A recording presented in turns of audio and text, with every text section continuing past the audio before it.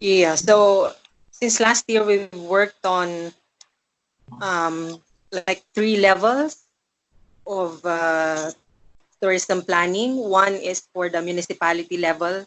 It's like the equivalent of the regency in Bali. And then we have also finished 2 provincial level planning, the tourism development framework plans for 2 provinces. And then currently we're working on a regional level plan. So that's the third level. When we say region here in the Philippines, that's composed of at least 2 provinces. So right now we're working on a regional level plan for tourism that's composed of 4 provinces. So for the first one, the municipal level plan is just a tourism plan for one small town in the northern tip of the Philippines. The local government, it's called Burgos in Ilocos Norte. They wanted really to make tourism the catalyst for local development, basically. So they have at least 10 tourism sites that they want to develop in the next 5 years or 6 years. And they want it to be, I think since they are also into renewable energy, they wanted to, capitalize on the tourism assets that they have. But we were we were not part of the planning workshops before, at least from the beginning. But they, contacted us to basically put the plan together, which is, technical writing, basically, just for us to come up with the plan document, which will become the basis for them to program different projects, activities with their local stakeholders for the next 6 years. That's what we're trying to finish right now. And you've mentioned earlier that there are different, you know, some issues when it comes to community-based development, which, when I try to go back to what, we've been working on in Bali, like community-based ecotourism development, those are the things that, we can integrate further into the plans that we're, you know, putting together. And I think we have like 2 months from now to finish that for that small municipality. So, and there's also a small budget for that, which can cover for expenses while we're doing the work. So that's for the local plan, basically.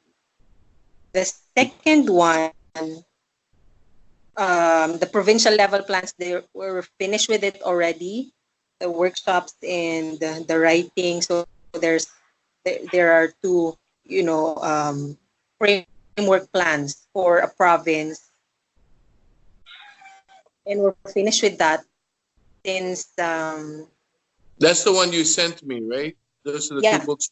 that's Okay. the two Yeah. I reviewed plans. them. So what our team did was to come up with some sort of a framework for inclusive, sustainable, and competitive tourism development for the province, which will sort of become a basis for the different municipalities to develop their own plans if they want to. A province is composed of at least 20 municipalities in our region. So, if they are going to base their local plans from that provincial plan, then, we can regenerate, I think, we can regenerate a sustainable framework for smaller municipalities. And then, since we're done with that, what we're trying to do now with the regional plan is to try to integrate the 4 the provincial plans into one plan. That's what we're trying to do with the regional plan that we're also working on right right now for the next 3 months, I guess. So for the regional plan, we've started doing situational analysis since last year. We've finished with trying to mapping out what types of infrastructure are present in the different provinces, how many tourists are coming in into the region, and we've also disaggregated some of the data into the different provinces and to different tourism. So we've we've put together a situation analysis, but with very limited data. We have come up with an initial document for that. We've submitted that to the regional Department of Tourism. So that's our major partner for doing all the planning right now. They're also the ones who put up a small budget for that basically. And aside from the regional plan, we have also been contacted to work on a specific or thematic type of plan, which is the farm tourism development plan for for the region basically. So yeah, there are three projects ongoing right now.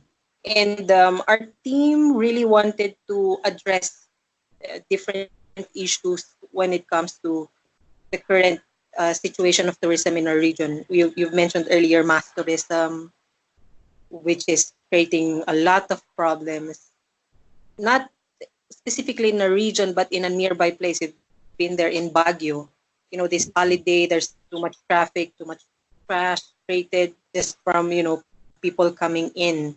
And I think we really need to address this when it comes to the planning that we're doing right now. You said earlier to try to move away, from mass tourism and make tourism, a form of or a way of human transformation, something like that. That's what we wanted to do for this plan, for Yeah. the different plans ongoing. But this is coming from us as consultants.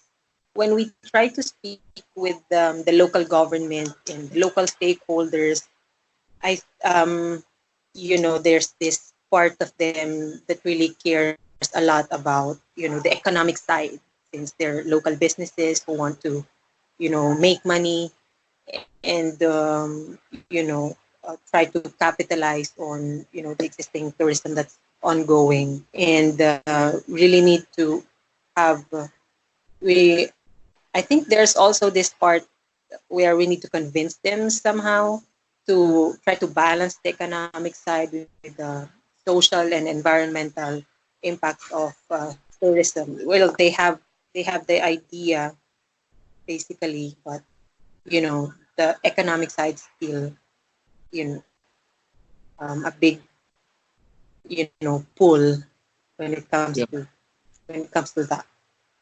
I just want to reiterate, I'm not against, economic based development, or Yes. and of course some of the solution of mass tourism is looking at that to solve for, of course, the not only for the community but also for the at the national level too. So, um, but so we've learned from our case study that uh, it's not all or none. It is still at the end of the day, it is about economic development, and Yeah. but how do we achieve the economic development goals? Uh, Mm-hmm. uh, like mass tourism, but apply it within community-based development and environmental uh, uh, and environmental support to the area. So that's why the corporate ecosystem design thinking that we've been sharing with Yeah.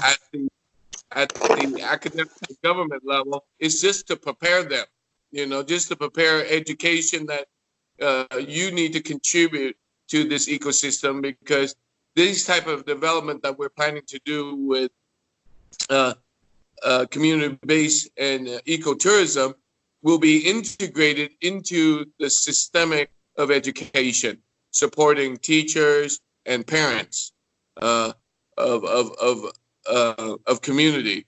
And then this is how we'll be able to transsector the development into corporate development. And these are the people that have money. These are people that have needs. The corporation needs the human transformation development. The corporation need the ecosystem leadership because they want to also contribute to the global problem that we're having with sustainability. So I think this is a win-win solution or win-win-win solution for everyone involved.